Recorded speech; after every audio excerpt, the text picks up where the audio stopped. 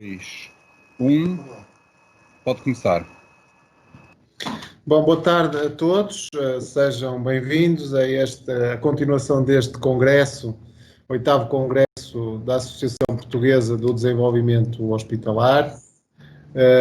Queria, naturalmente, ao começar este quinto painel, tem o tema Saúde e Bem-Estar, começar por agradecer, saudar a Associação pela iniciativa de manter este congresso nestes tempos tão difíceis e exigentes que requerem de todos nós a criatividade, a resiliência e a energia para nos reinventarmos e procurarmos garantir o máximo de normalidade possível dentro da máxima anormalidade em que nós atualmente vivemos. E por isso saudar à PDH pelo facto de ter decidido manter esta iniciativa neste formato, que é aquele que mais se adequa às realidades atuais. Este quinto painel tem o tema que está aqui da saúde e bem-estar. Obviamente pretende avaliar aqui uma das grandes dimensões que hoje é um dos maiores desafios às organizações de saúde, que é de sermos capazes de compatibilizar a crescente tecnicidade, a crescente exigência que se coloca às organizações com aspectos que privilegiem a criação de um clima e de um ambiente e de uma sensação de bem-estar e de segurança às populações e, no fundo, procurar evoluir muito na humanização da forma como nós propiciamos os cuidados de saúde aos cidadãos que deles esperam. É esse o tema. Vamos procurar aqui falar um pouco sobre aquilo que é, obviamente, não fugindo desta emergência nacional e mundial, que é o Covid-19, e como é que nós estamos a encontrar soluções, como é que nós, dentro deste contexto, estamos a procurar acentuar tudo aquilo que tem a ver com uma maior humanização na forma como prestamos os cuidados e como nos preocupamos em criar condições de bem-estar para os nossos cidadãos. Vamos também procurar raciocinar um pouco sobre como é que nós, dentro daquilo que cada um procura fazer, e vamos ter aqui várias experiências demonstradas, pelo menos 3 grandes experiências, para mostrar como é que nós acrescentamos valor, como é que nós medimos os resultados e como é que nós procuramos apreender também a experiência dos doentes e trazê-la para as nossas opções. E para isso temos hoje aqui um painel altamente conceituado, que eu passo brevemente, enfim, eu, enquanto moderador, quem não sabe, neste momento sou economista, sou atualmente presidente do Conselho de Administração do Centro Hospitalar de Entredouro e Voga, que faz a gestão agregada de 3 unidades hospitalares do Serviço Nacional de Saúde, a saber o Hospital de São Sebastião, em Santa Maria da Feira, o Hospital de São João da Madeira e o Hospital de São Miguel, no Concelho de Oliveira das Meias, portanto aqui na zona norte do distrito de Aveiro, na região norte do país, e temos estado aqui bem posicionados para sermos colocados bem à prova nesta fase do Covid-19, fruto da forma como a epidemia se tem deflagrado nesta região. Temos então, dizia, 3 ilustres oradores, que eu passo a apresentar de forma breve. A doutora Fátima Rodrigues, que é pneumologista, integra a equipa clínica do Centro Hospitalar Universitário de Lisboa, Lisboa Norte, penso que principalmente afeta o Hospital Polivalente, não sei se principalmente, se exclusivamente, enfim, mas isso é um detalhe de menos importância. É também professora auxiliar convidada e investigadora no Instituto de Saúde Ambiental da Faculdade de Medicina da Universidade de Lisboa.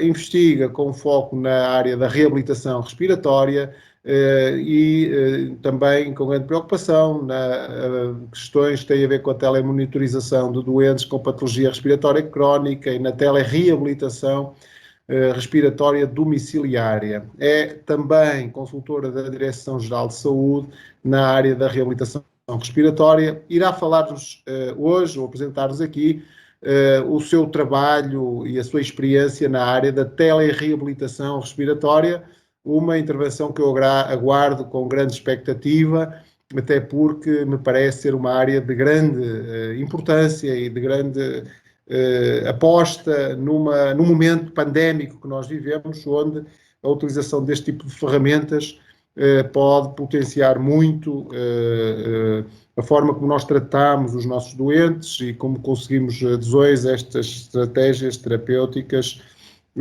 com mais eficácia. Temos depois o Dr. Artur Vaz, que é presidente executivo atualmente do Hospital Beatriz Ângelo, uma das 3 parcerias público-privadas, de 3 hospitais em parceria público-privada que atualmente estão integradas no Serviço Nacional de Saúde. O Dr. Artur Vaz, subejamente conhecido, pessoa subejamente conhecida também no setor da saúde, é licenciado em Direito, com pós-graduação em Administração Hospitalar da Escola Nacional de Saúde Pública e em Engenharia Industrial aplicada aos hospitais, formação que adquiriu nas universidades de Vermont e Boston. Foi administrador hospitalar em vários hospitais, destacando-se o Hospital da Universidade de Coimbra, Centro Hospitalar de Coimbra, IPO de Coimbra, e foi também assessor do presidente da RSU Norte. Foi diretor-geral e administrador executivo do Hospital Amadora Sintra, da Espírito Santo de Saúde e do Hospital da Luz. E é presidente, como disse há pouco, foi presidente do Conselho de Administração do Hospital Fernando da Fonseca e administrador executivo do Hospital de Loures, Beatriz Ângelo, antes de ser agora presidente, penso eu.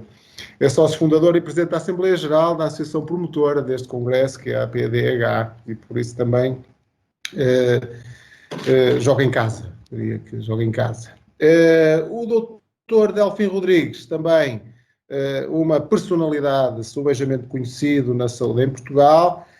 Atualmente, o doutor... esqueci-me de dizer uma coisa. O doutor Artur Vaz vai fazer uma interessantíssima comunicação que nos deixa aqui todos muito curiosos, porque ele intitulou-a Do que falamos quando falamos de amor. E nós, enfim, pensávamos que numa palestra de um congresso de saúde não pudesse vir temas assim tão quentes e saborosos, mas na verdade, seguramente que o Dr. Artur Vaz nos vai surpreender com esta abordagem.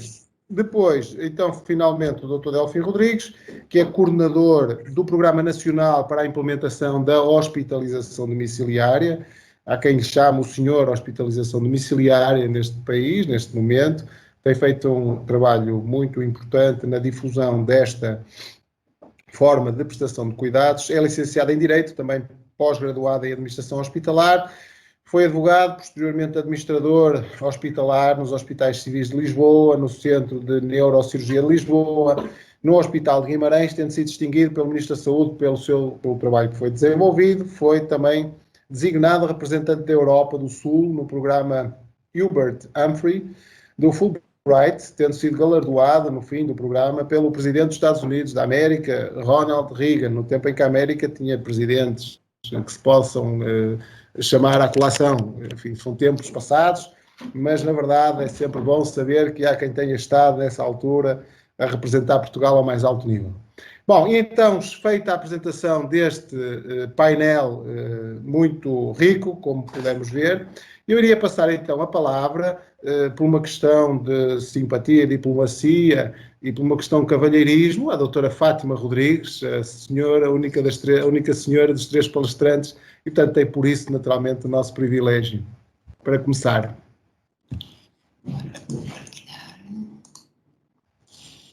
Eu julgo que já esteja partilhado, não é? A apresentação, estão a ver? Então. Estamos, sim, senhora. Muito obrigada. Então, muito boa tarde. Eu agradeço as amáveis palavras do Dr. Miguel Paiva, agradeço o convite para participar neste painel e cumprimento os distintos colegas de painel e os participantes à distância.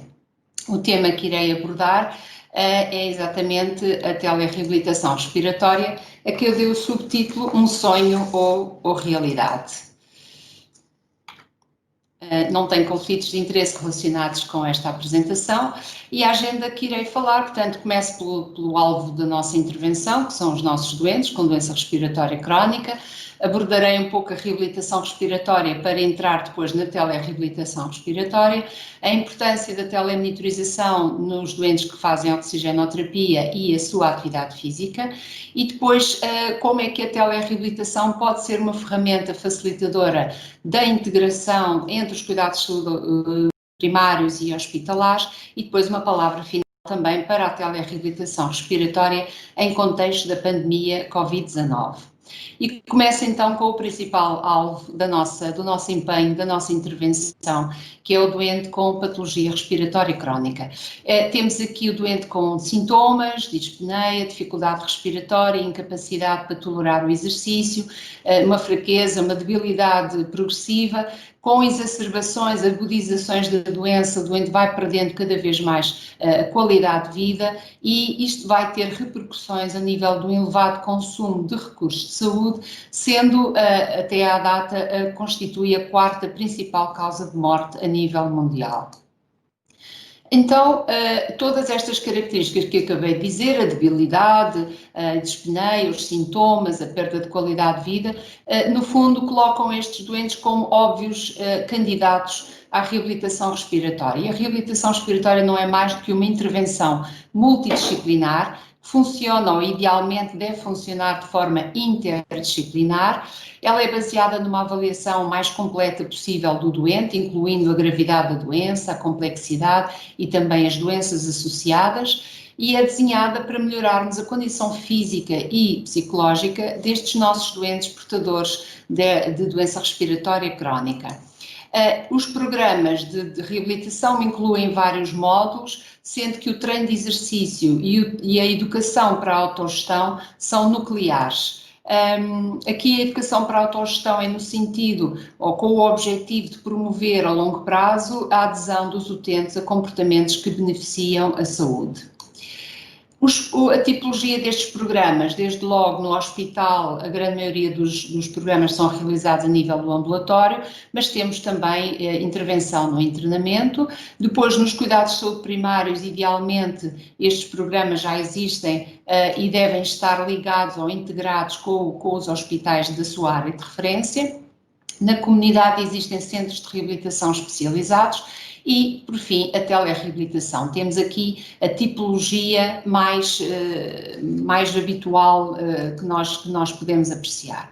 No fundo, a telereabilitação não é mais do que a utilização das tecnologias de informação e de comunicação para prestar os serviços de reabilitação à distância. E os seus objetivos são centrados na melhoria dos sintomas dos doentes, na sua qualidade de vida relacionada com a saúde, no aumento da tolerância ao exercício, na aquisição e adesão a hábitos de atividade física regular, tendo em vista sempre a satisfação dos utentes e a redução dos custos.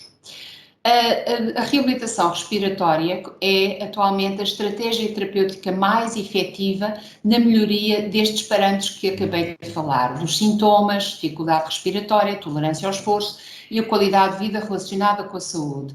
E sendo uma estratégia muito eficaz, quando pensamos em custo e efetividade, ela está posicionada aqui em terceiro lugar, apenas ultrapassada pela vacinação antigripal e por todas as medidas de cessação tabágica. E ela é de facto custo-efetiva porque com a reabilitação reduzem-se o número de internamentos e de utilização dos serviços de urgência e desta forma reduzem-se os custos com os cuidados de saúde. Já quando falamos aqui no topo da pirâmide, em que está todos os cuidados da telesaúde, tem sido atribuído um alto custo, sobretudo quando iniciamos utilizamos estas plataformas com os próprios equipamentos, as chamadas, a rede 3G, 4G e no futuro próximo as 5G, e até os honorários dos profissionais de saúde são colocados aqui como elevados custos, pelo menos no início da implementação destes programas. Contudo, nós hoje já temos vários artigos que nos têm vindo a demonstrar que os ganhos que temos com a reabilitação estão aqui também patentes, número de exacerbações a reduzir, de hospitalizações, no fundo todo o custo em recursos de saúde é reduzido também com a telereabilitação. E a satisfação do utente está também plasmada em vários artigos. A telemedicina e a telesaúde, no fundo, têm vários benefícios, várias vantagens. Elas permitem a observação, o diagnóstico, o tratamento e a monitorização do utente, estando ele na sua rotina habitual, na residência ou no local de trabalho. Por outro lado, reduz as distâncias entre os serviços de saúde e os utentes. Também diminui as deslocações desnecessárias, o pagamento em estacionamentos, etc. E permite uma maior rapidez de resposta entre as diferentes especialidades hospitalares e a especialidade da medicina geral e familiar. Por outro lado, dá um apoio efetivo aos utentes e aos profissionais de saúde que vivem e trabalham em áreas distantes. Já passou. Portanto, desde 2009 que nós começámos com algum contacto com este tipo de tecnologia e aqui nós temos um primeiro projeto que iniciámos, temos um sistema que tem um oxímetro digital, um acelerómetro e um telemóvel. Este projeto foi feito em parceria com o Centro Hospitalar Lisboa Norte, na altura assim designado, e a Fundação Vodafone Portugal. E como podemos ver, estes dois dispositivos, o acelerómetro que mede a atividade física e o telemóvel, estão colocados no cinto, em dois bolsos, portanto são extremamente fáceis de utilizar, e no dedo do doente, então, a medição da oxigenação. Estas informações são enviadas por Bluetooth para o telemóvel, que por sua vez envia para um servidor central que está situado no Hospital Santa Maria, através do qual nós conseguimos, pelo nosso computador, aceder à internet em tempo real ou no dia seguinte e aceder de uma forma segura, portanto, com uma palavra passe. Depois, mediante os resultados que vamos obtendo, contactamos o doente se necessário. Eis aqui uma enorme vantagem da utilização destes biosinais simultaneamente. Temos aqui um doente a realizar uma atividade física com aumento a verde dos equivalentes metabólicos da tarefa. Este aumento da atividade, avaliada pelo tal acelerómetro, acompanha-se do aumento da frequência cardíaca. Até aqui está tudo certo. O que já não está certo é aqui, é um doente que fazia oxigênio e o que nós verificamos é que quando ele faz algum tipo de atividade, a sua oxigenação baixa para níveis, neste caso, de 83%. Portanto, tem uma baixa de oxigenação muito relevante. Este sistema permitiu-nos algumas potencialidades, nomeadamente perceber se os doentes estavam a fazer oxigênio de forma correta e, não estando a fazer, podemos corrigir esta prescrição. Em situação inversa, alguns doentes que estavam ainda a fazer oxigênio e já não necessitavam, nós conseguimos retirar, diminuindo assim a utilização de alguns cuidados hospitalares e reduzir gastos em recursos de saúde, para não falar do conforto que é o doente não necessitar de andar com um pequeno trole de oxigênio. Por outro lado, também percebemos que com o acelerómetro os doentes tinham uma atividade física muito reduzida e lá está, são assim alvo de programas de reabilitação. A tecnologia evoluiu e o que nós verificamos é que com um smartphone, neste caso não um telemóvel, mas um smartphone Android, já com o acelerómetro incorporado, o doente só tinha que ter dois dispositivos, portanto o oxímetro e o acelerómetro incorporado no telemóvel. Mais uma vez confirmamos as atividades que os doentes iam tendo e que necessitavam de mais ou menos oxigênio e, por outro lado, começámos a perceber que havia várias atividades do dia-a-dia em que o doente não sabia fazê-las de forma correta, evitando um gasto excessivo. Portanto, havia aqui também necessidade de ajustar a reabilitação a estas limitações que foram sendo encontradas. O nosso sonho é, na verdade, passar a utilizar a telereabilitação domiciliária como um intercâmbio, um facilitador da integração dos cuidados de saúde primários e hospitalares. Fizemos uma candidatura a um programa de incentivo à integração de cuidados e à valorização dos percursos dos doentes no Serviço Nacional de Saúde e obtivemos uma elevada pontuação, ou seja, o projeto foi atribuído pela ARS LVT em 2017, um apoio financeiro que infelizmente até à data ainda não recebemos. Contudo, o sonho avança e nós não tivemos todo o modelo completo, mas conseguimos avançar com alguma parte. Qual era então o modelo completo? Mediante uma rede de espirometria que já existe nos nossos centros de saúde e unidades de saúde familiares, o diagnóstico da doença pulmonar obstrutiva crónica é feito com espirometria. Desta forma, os doentes com determinadas características avaliadas pela espirometria são referenciados para o hospital. No hospital nós avaliamos os doentes, iniciamos o programa de telereabilitação. Este programa contou com o apoio do hospital no sentido de levar os equipamentos para a casa dos doentes. Alguns destes equipamentos foram cedidos mediante um doutoramento que temos em curso no serviço e, portanto, conseguimos o financiamento para alguns destes equipamentos e temos aqui a fisioterapeuta a mostrar o exercício, o doente a fazer em casa e a ligação a vários doentes ao mesmo tempo, o que facilitou a socialização destes doentes que já se conheciam a partir do início do programa feito no hospital. Terminado o programa, seria, no caso dos centros de saúde já estarem integrados, seria dado feedback à equipa e, idealmente, numa fase posterior, nós gostaríamos que estes programas já estivessem implantados nos centros de saúde e pudéssemos comunicar com eles e haver, digamos, um canal preferencial para este tipo de tratamento. Utilizamos como equipamentos para videochamada o computador, os tablets, nós é mais o computador, o doente em casa o tablet, o iPad, o smartphone e necessitamos de uma rede de internet de banda larga. Para a transmissão dos dados, podemos usar várias plataformas. Nós usámos no início a VC, há muitos sítios no país onde já se vai utilizando o Zoom e para as teleconsultas já é possível utilizar, ainda não temos, mas esperamos vir a ter, a RSE Live.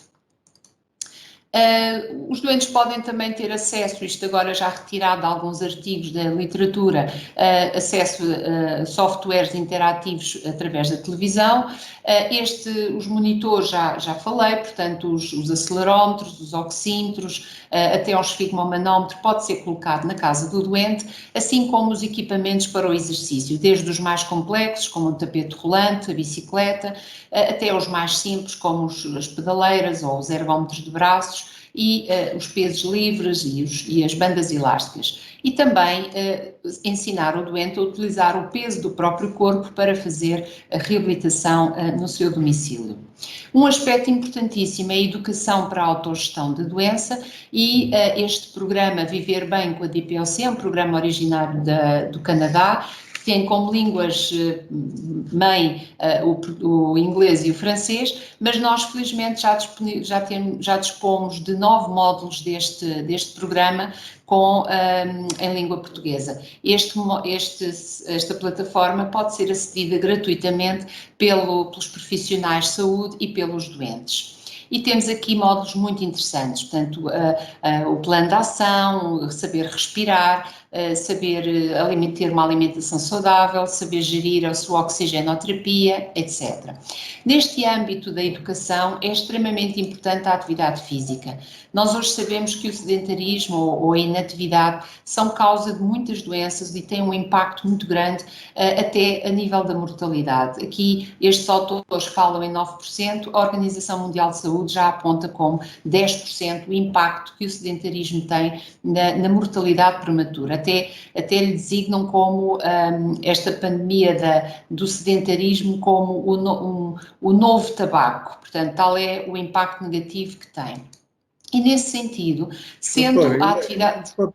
Um dos papéis do moderador é gerir o tempo, portanto, só para lhe dizer que o seu tempo está quase a chegar ao fim. Sim, quanto tempo temos? Quanto tempo tenho? A doutora já está mais ou menos há 14 minutos 14. E, portanto... Eu vou acelerar, sim.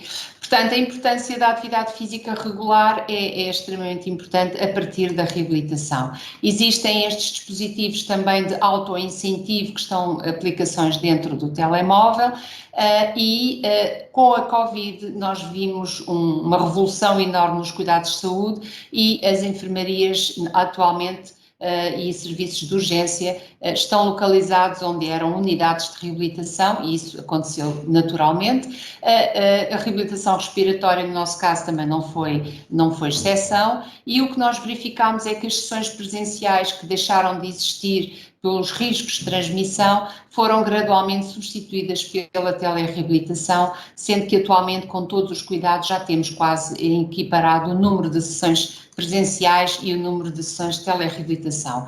Quando perguntámos aos nossos doentes que tipo de programa é que preferiam, este foi um grupo de doentes que já tinha começado presencialmente e que, devido à pandemia, passaram a ter programas de telereabilitação.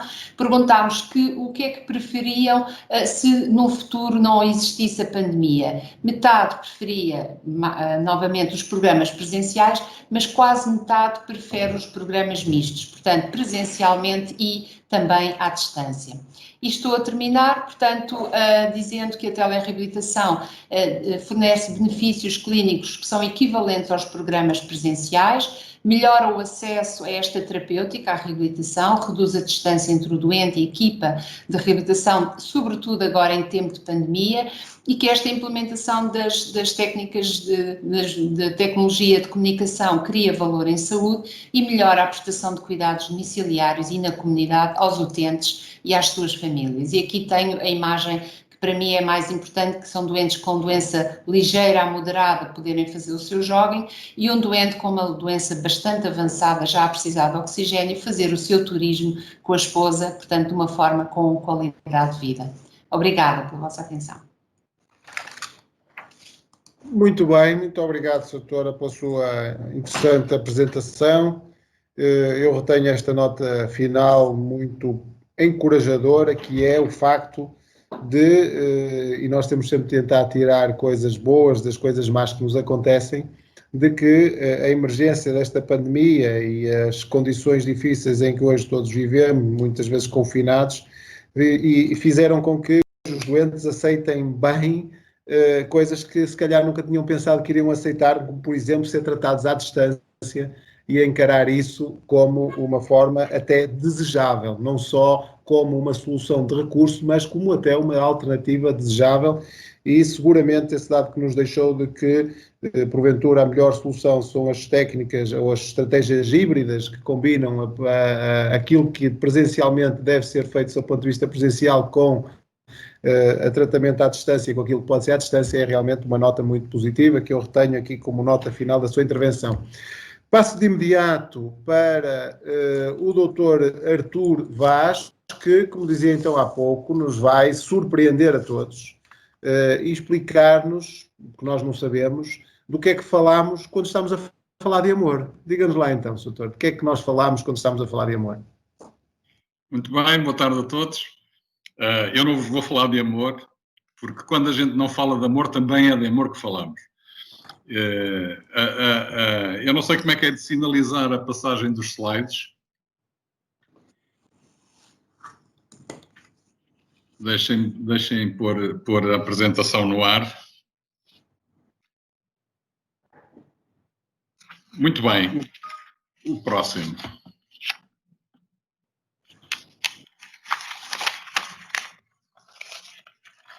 O título da minha apresentação, que é mais uma conversa que uma apresentação, do que falamos quando falamos de amor, é o título de uma coletânea de contos do Raymond Carver, que é um lídimo representante do realismo sujo norte-americano, que é uma corrente literária, enfim, que se caracteriza por usar uma linguagem muito depurada e por falar de pessoas e de temas que normalmente estão longe da literatura dita maior. O Raymond Carver morreu em 1988 com 50 anos e no seu túmulo o que ele pediu que escrevessem foi: e conseguiste o que querias da vida mesmo assim? Consegui. E o que querias tu da vida? Chamar-me de amado, sentir-me amado. É um bocadinho disto que eu vos vou tentar falar nesta mesa sobre um tema tão redondo como saúde e bem-estar, que é um tema que é relativamente difícil de falar e de concretizar. Já tivemos a apresentação da doutora Fátima sobre uma forma muito interessante de fazer chegar os cuidados de reabilitação respiratória aos doentes à distância. O que eu gostava de vos dizer é que, de facto, o próximo slide, por favor. Quando falamos de Covid, do que é que falamos? E do que falamos... Eu peço desculpa, os slides estão a aparecer-me aqui, não sei se em toda a gente, apenas numa parte do ecrã, eu não vejo o slide inteiro. Se for possível, a equipa técnica conseguir partilhar o slide no ecrã completo, e eu agradeço, pelo menos para mim, não sei se toda a gente está à hora. Exatamente, perfeito, okay. Muito obrigado. Agora já está bem. Muito bem. E, portanto, do que é que falamos quando falamos de Covid? O próximo. Falamos, agora se fizerem o favor, podem passar os próximos 5 slides em sucessão. Falamos de números, falamos de conferências de imprensa diárias e de uma cobertura noticiosa muito intensa, com comunicadores diferentes e diversos, e agradeço que parem no slide do mapa. E do que falamos de números. Eu ainda sou do tempo, ou já sou do tempo, em que assistimos também, pela primeira vez, nos anos 90, à Primeira Guerra em direto, o próximo. Também havia um inimigo, um vírus, que era preciso exterminar, e depois apareciam muitas pessoas a falar e a apresentar números de baixas, de ataques realizados, de instalações destruídas, etc. Podem ir passando. O que é comum entre a Primeira Guerra do Iraque, que foi a primeira guerra em direto, e esta Covid, que é a primeira pandemia em direto, é que, para além dos números e da apresentação de estatísticas sobre os dois fenómenos, o que nós temos são pessoas. São pessoas que lutam, são pessoas que fazem o seu trabalho, que alguns consideram de heroico, mas que a maior parte dos profissionais não se consideram como tal, que vão tendo sucessos, que vão tendo algumas derrotas também que os marcam enquanto profissionais de saúde, mas no fundo, no fim do dia, o que nós temos são pessoas doentes, pessoas que precisam de cuidados e pessoas que prestam esses cuidados. Depois, agradecia que parasse agora nesta primeira imagem. Aquilo que nós podemos fazer em termos se quiserem, de garantir a saúde e o bem-estar dos cidadãos é tentar ao máximo minimizar os efeitos desta pandemia naquilo que é a rotina normal dos serviços de atendimento, de prestação de assistência aos doentes, que agora se chamam doentes não Covid, mas que no fundo são doentes.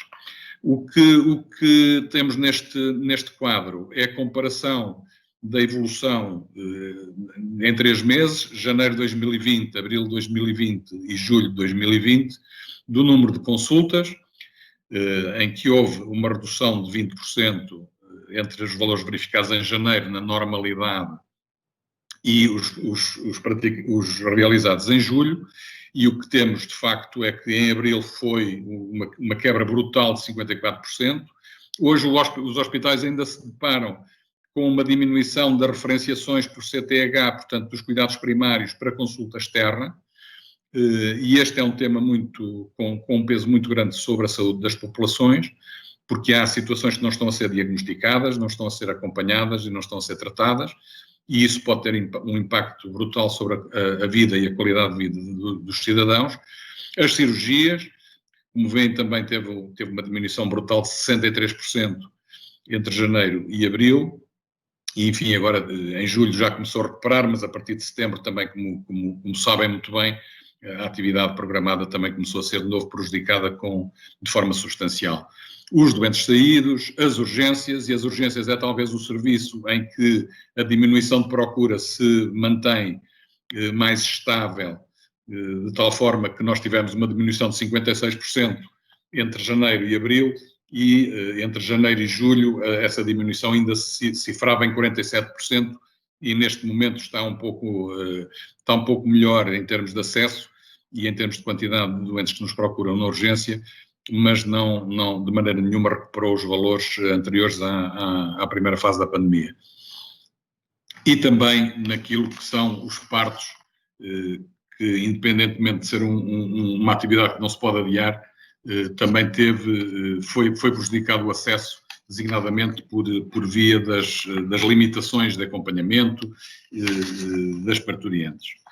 De qualquer maneira, e eu gostava de passar-se o próximo slide, por favor, o que nós tentamos fazer no hospital, sendo certo que algumas destas medidas se podem manter como reforço e em conjugação com as medidas ditas normais vigentes na fase pré-pandemia, como as visitas normais aos doentes internados e por aí adiante, mas o que se tentou fazer foi, por um lado, diminuir brutalmente a carga de pessoas presentes nos hospitais para reduzir o risco de contágio, e isto foi fundamentalmente verificado nos primeiros 2 estados de emergência, e depois foram-se inventando soluções que são soluções mitigadoras, mas que não substituem de todo aquilo que é o contacto direto, pessoal, presencial, o cheiro, o olho, a visão,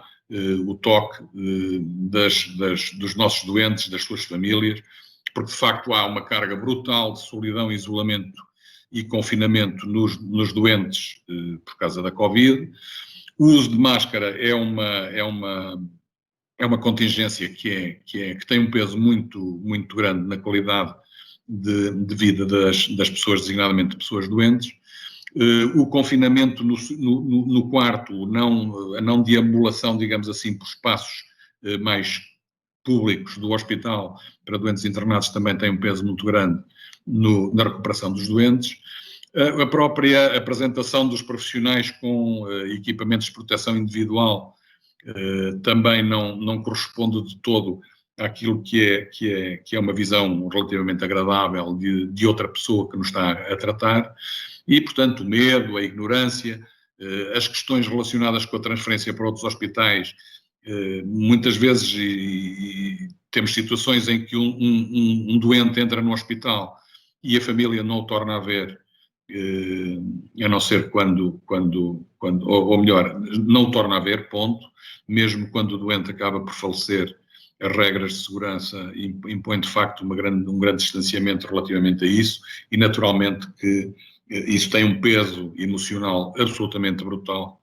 Os lutos são mal feitos, são incompletos e, portanto, as medidas que nós tentámos tomar e que não esgotam de todo as possíveis foi, de facto, a criação de uma linha presencial de apoio psicológico aos doentes e às suas famílias, a realização de visitas virtuais, enfim, com a ligação através de videocalls com as famílias, o que nem sempre é possível. Houve uma empresa de comunicações que nos ofereceu iPads para podermos fazer essa visita virtual e, portanto, são feitas de 2 em 2 dias, porque, enfim, como compreendem, envolvem muito tempo dos nossos profissionais. Permitirmos a continuação do acompanhamento em fim de vida, nos partos, a crianças e pessoas com handicap, tudo isso se manteve. A possibilidade de os doentes que estão na urgência em observação durante mais tempo sejam visitados pelos seus acompanhantes, sempre que esses acompanhantes não permaneçam junto deles de forma permanente. Tentamos aumentar a atividade da oncologia, porque era uma das áreas em que sentíamos que os impactos da falta de acessibilidade poderiam ser maiores e, inclusive, aumentamos em cerca de 10% a atividade da oncologia relativamente ao ano passado. A entrega domiciliária de medicação da farmácia hospitalar, portanto, chegava diretamente aos doentes, não precisavam de se deslocar ao hospital para virem levantar a medicação, e também o ajustamento das quantidades dos medicamentos distribuídos na farmácia hospitalar ao período entre consultas. Naturalmente que também as teleconsultas e, por outro lado, também está em estudo ainda, porque é um tema que não é completamente, ou que não deve ser olhado de forma ligeira, que é a possibilidade dos nossos profissionais que andam com os EPIs poderem ter uma fotografia grande uma fotografia própria grande no peito, com a indicação do seu nome, para que os doentes possam fazer uma associação mais direta com a pessoa que está por trás da máscara e da viseira e do fato de proteção. Naturalmente, também atuamos ao nível das redes sociais, com a disseminação de informação nas redes sociais sobre todas estas alterações. Criámos um vídeo, o Hospital Beatriz Ângelo, um hospital seguro, que está disponível no site, onde se explicam todas as alterações de circuitos e de espaço que foram feitas no hospital, e outros vídeos educativos, como lavar as mãos, higienizar as mãos devidamente, como colocar as máscaras, etc, etc, etc. E tudo isto foi feito, se quiserem, e pode ser integrado naquilo que pode ser considerado saúde e bem-estar, e pedia que passassem o próximo. Pode passar para o próximo já. Obrigado. As outras pessoas que nos importam, que nos interessam, fundamentalmente, são os profissionais. Os profissionais que enfrentam, naturalmente, dificuldades relativas ao burnout. As pessoas tiveram poucas férias, fazem turnos de trabalho mais prolongados, os turnos são mais pesados por causa das EPIs, o medo pelas suas famílias. E, portanto, nós, como sabem, somos uma parceria que é gerida pela Luz Saúde, e criamos, em termos do Grupo Luz Saúde, uma linha de apoio psicológico, telefónico e presencial para os profissionais. Portanto, funciona 7 dias por semana. Depois também uma linha telefónica interna de apoio ao médico, com questões clínicas. Em qualquer clínico, perante uma situação concreta, pode solicitar o apoio de um colega mais sénior. Uma linha telefónica de apoio ao colaborador para questões laborais, o que é que eu faço se tiver que faltar, se a escola do meu filho estiver fechada, sobre questões da segurança social, que fazerem em caso de um contacto de risco com um doente Covid. E, portanto, estas linhas funcionavam 7 dias por semana, 24 horas por dia. E devo-vos dizer que tínhamos centenas de chamadas, o grupo tem cerca de 14 mil colaboradores, e chegou a haver alturas em que tínhamos mais de 300 chamadas por dia. Depois também uma coisa que fizemos e que terminamos foi a manutenção de 100% dos salários a todos os profissionais infectados durante a baixa ou durante a quarentena profilática. Uma vez que não são funcionários públicos, como sabem, a partir de 3 dias de falta por doença só recebem 60% do seu salário, e nós mantivemos a integralidade do seu salário. E depois a distribuição de milhares de doações de cidadãos e empresas, jantares, sobremesas, e equipamento e produtos de higiene pessoal. Tudo isso faz parte ainda do nosso dia-a-dia. E no fundo, para terminar esta conversa, isto é muito mais uma conversa que uma apresentação, do que falamos quando falamos de Covid, e acho que aquilo que podemos dizer é o mesmo que o Raymond Carver pediu que lhe escrevessem na sua sepultura, e chegarmos ao fim disto e podemos perguntar: e conseguiste o que querias da vida mesmo assim? E responder: consegui. E o que querias tu da vida? E responder: chamar-me de amado, sentir-me amado. É isso que as pessoas hoje, mais do que nunca, precisam, os nossos doentes e os nossos profissionais. Obrigado. Muito bem, muito obrigado pela sua interessante comunicação, por nos ter transmitido aquilo que foi a realidade que foi vivenciada da forma de enfrentar esta pandemia no hospital que dirige, algumas das iniciativas que levaram a cabo e que estão muito alinhadas com a grande preocupação na humanização, sendo que, quando estamos a falar em humanização, na forma como prestamos cuidados de saúde, obviamente estamos a falar em preocupar-nos com as pessoas, sejam elas as pessoas que tratamos, sejam elas as pessoas que em nosso nome ou em nome das nossas organizações tratam de quem a nós recorre para buscar cuidados de saúde.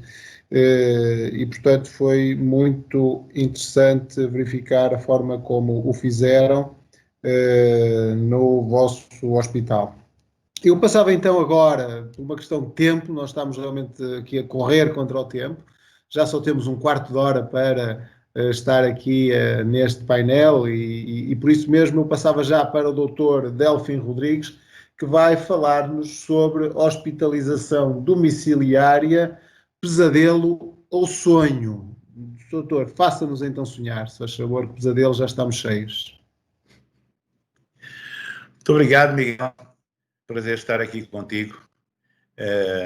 Um cumprimento naturalmente muito especial à PDH, à organização, aos seus corpos sociais, particularmente ao Dr. Alves Pereira, à nossa colega Ana Escoval, mas também à Maria Fátima Rodrigues, por esta brilhante exposição com que nos brindou, ao Artur Vaz.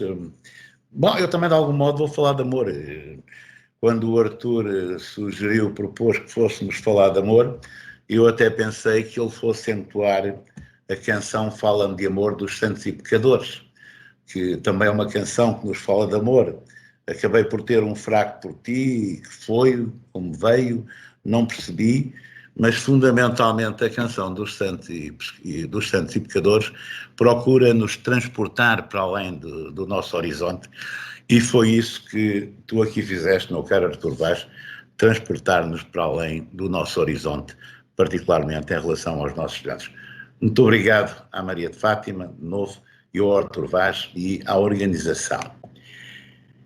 Sabem que aliás, como foi bem evidenciado nos slides que o Artur apresentou, nós tivemos, eu acho que pela primeira vez, um efeito muito contraditório em economia, em que houve uma retração da oferta, neste caso, da oferta de cuidados de saúde, mas de par, houve também uma retração da procura.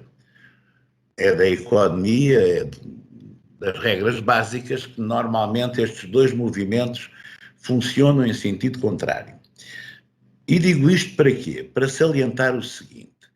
Sabem que, particularmente as populações mais idosas, e em especial aquelas que vivem em meio rural, e particularmente nos países da OCDE, onde naturalmente o nosso país também se insere, também se integra, nós já vínhamos a verificar uma grande contração na procura de cuidados médicos, cuidados hospitalares, de cuidados primários de saúde e de outras formas de prestação de cuidados pela nossa população mais idosa. E particularmente, e reitero, em ambiente rural, porque o nosso país, como sabem, apesar de tudo, ainda tem uma grande componente rural. E eu que vivi em cidades muito cosmopolitas, como Nova Iorque, São Francisco, Londres, etc., depois vivi em Lisboa, depois fui para Guimarães, um meio mais pequeno, e hoje vivo numa aldeia de 188 habitantes, onde eu naturalmente me sinto muito confortável e sinto também este falar de amor, este espírito de vizinhança, de solidariedade que todos nós sentimos uns pelos outros. Mas compreendo o quão difícil é para um idoso da minha aldeia programar uma ida a um hospital ou ao seu centro de saúde. Não tem transportes públicos. Ou então tem que pernoitar uma noite, passa o pleonasmo, em Guimarães. Em Vila Real, em Bragança, em Castelo Branco, em Viana, não vou falar de outras partes do nosso território, passar-se-á o mesmo. E o que nós vemos, primeiro ponto de síntese, é que, mercê dessas situações, a nossa população mais idosa cada vez procura menos cuidados de saúde. Nós sabemos, e é, digamos, da nossa demografia, que os doentes de 65 e mais anos, em média, e é o que revela a fonte é um inquérito de 2018 do Instituto Nacional de Saúde, Ricardo Jorge, dizia eu, os 65 e mais, 50% têm, em média, 2 doenças crónicas. E desses 50%, 25% têm 5 ou mais doenças crónicas associadas. E ao deixarmos de tratar estes doentes, naturalmente que não só a cronicidade acentua-se, mas degeneramos também, como a Maria de Fátima falava, também para casos agudos. Agora, vamos lá ver. Qual é o pesadelo? O pesadelo, suponho que algum de vós, e o que não é o caso, tem 70 ou mais anos, ou que tem 85 e mais anos. E deixem-me só puxar aqui uma cábula. Nós sabemos que dos 70 aos 85 anos nós temos, 2018, dados da Pordata, 1.306.000 habitantes, com cidadãos e com cidadãs, e com mais de 85 temos 303.906. E suponham que eram internados.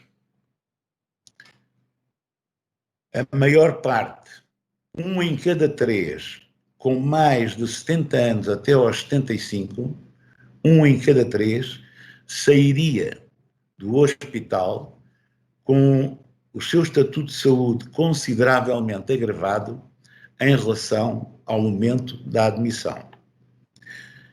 Mas suponhamos que tinham mais de 85 anos e que nos 30 dias pós-alta, e a fonte é o nosso programa e são dados também da OCDE, 1 em cada 3 entrava em declínio funcional.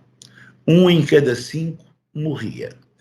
E praticamente 1 em cada 2 necessitaria de cuidador a tempo inteiro por referência à data da entrada no hospital.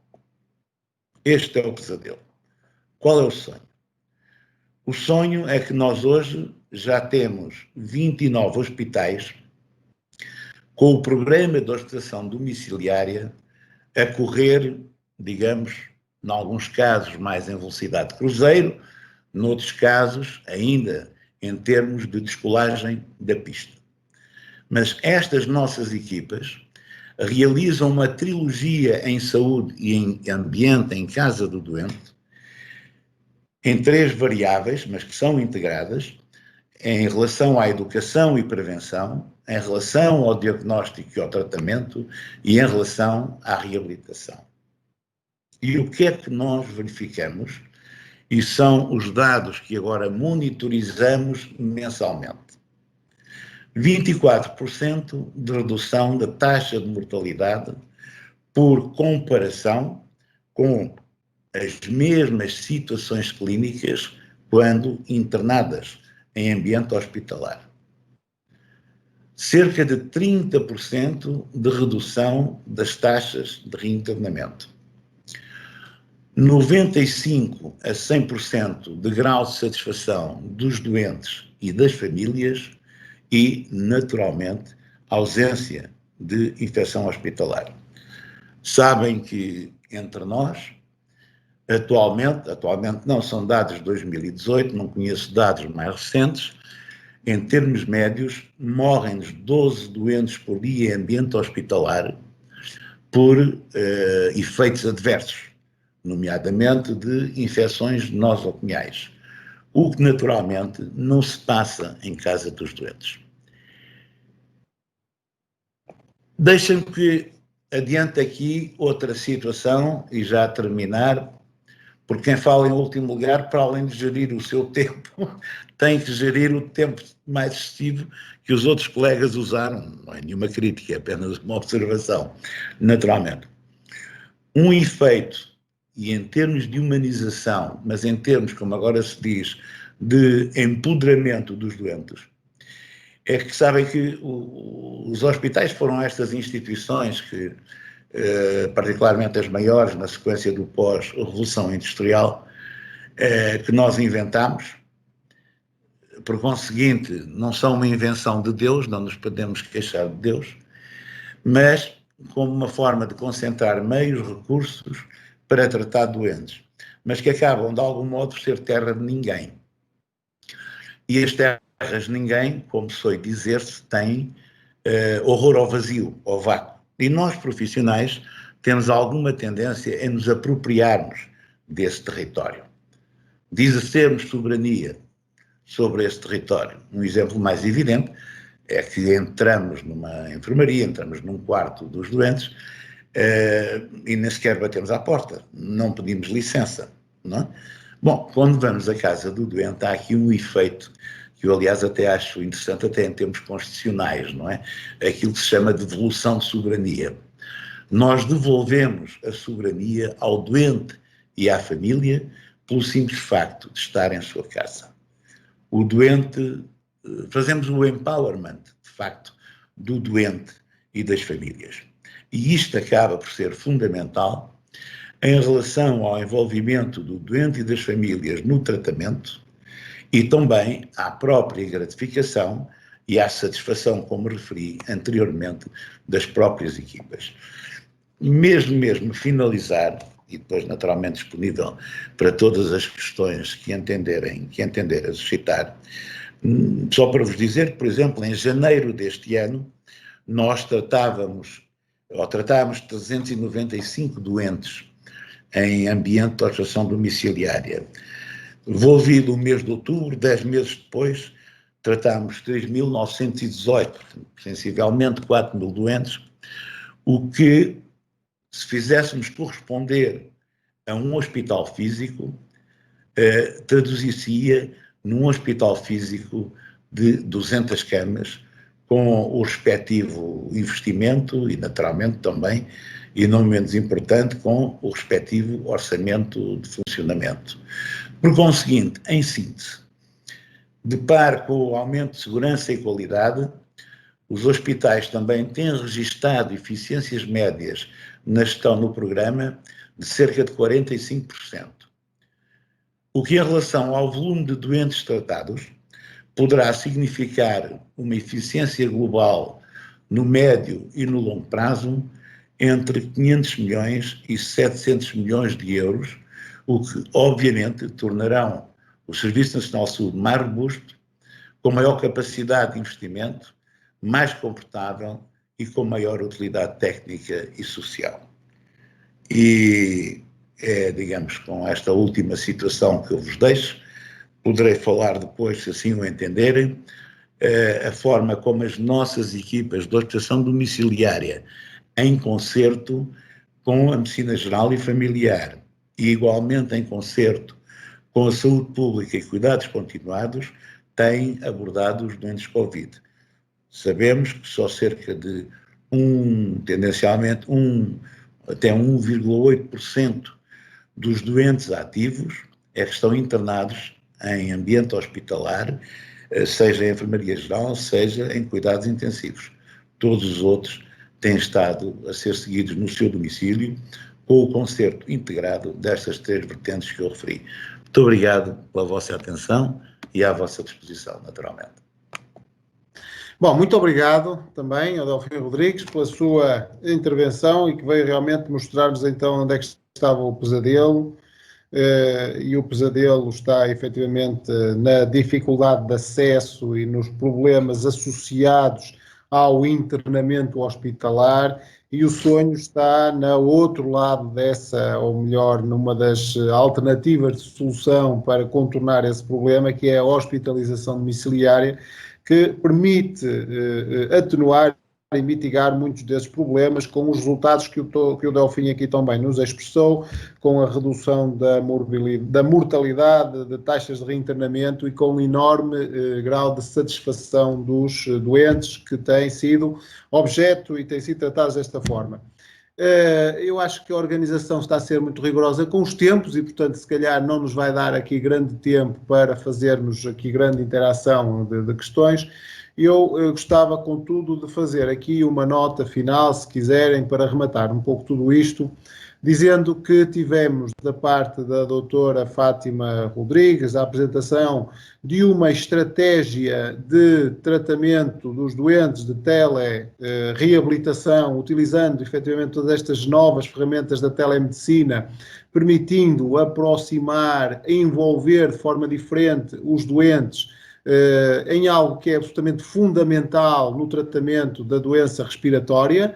Como disse, nomeadamente a DPOC, as doenças respiratórias são a quarta causa de morte no mundo e, portanto, a importância extraordinária de novas abordagens, novas estratégias, e deixando-nos aquela nota final que eu já realcei, da capacidade que as pessoas têm de apreender o valor que isso tem e a sua adesão espontânea a estas estratégias, e, portanto, é efetivamente um grande contributo para a qualificação da resposta que nós damos, mas qualificação de uma forma mais humanizada, e, portanto, foi muito interessante.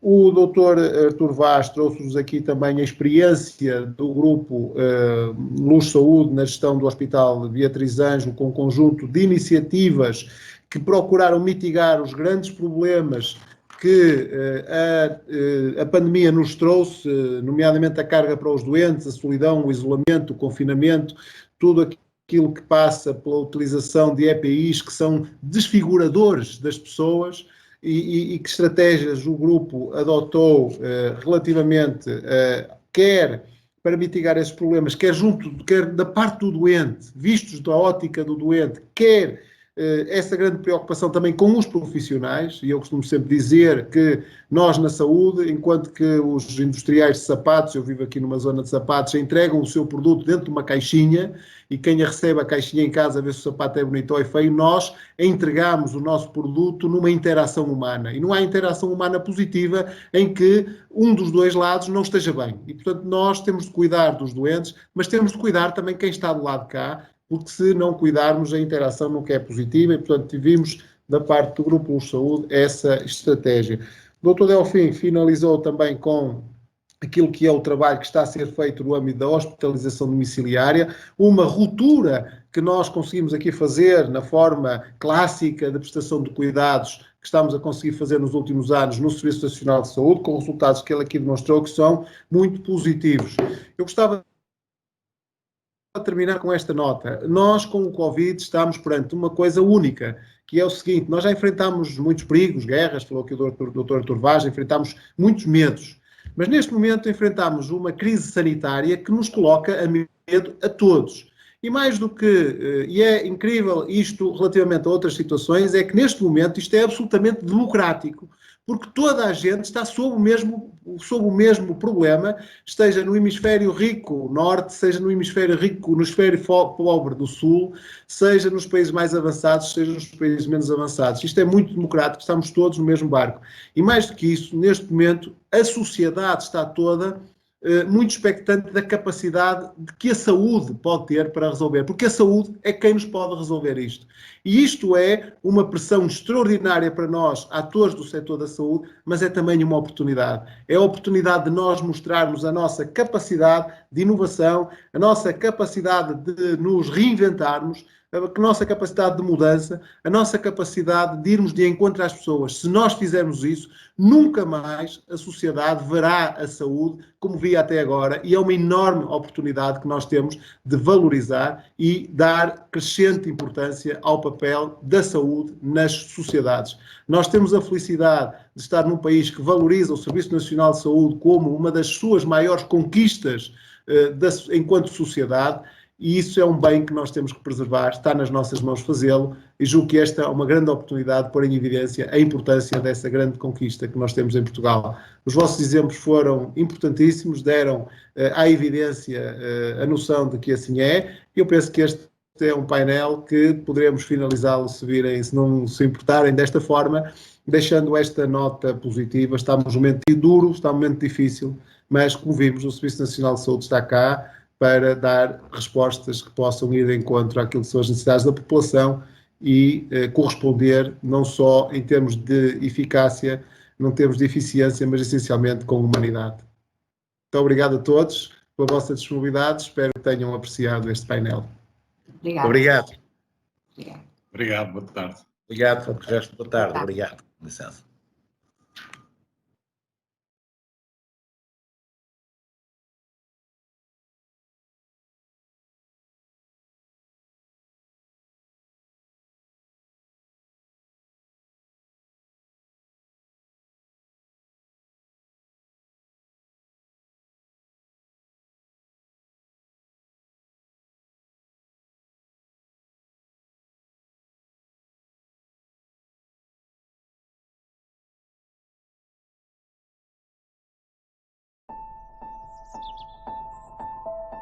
At Janssen, we are called to rise each morning and achieve today what last night seemed unimaginable. We are called to blaze paths where others fear to go, to unravel and repair the very code of life, to treat, intercept, prevent, and cure. We are called to open our doors to collaboration and our arms to the needs of each patient, so that what works in our labs also works in their lives. We are called to advance how medicines are made and made accessible around the world. We are Janssen, the pharmaceutical companies of Johnson & Johnson, and we are heeding the call. Bravely and boldly, fighting sickness with science, improving access with ingenuity, and healing hopelessness with heart, until the world's most daunting diseases are found only in the pages of history books. At Janssen, we're creating a future where disease is a thing of the past.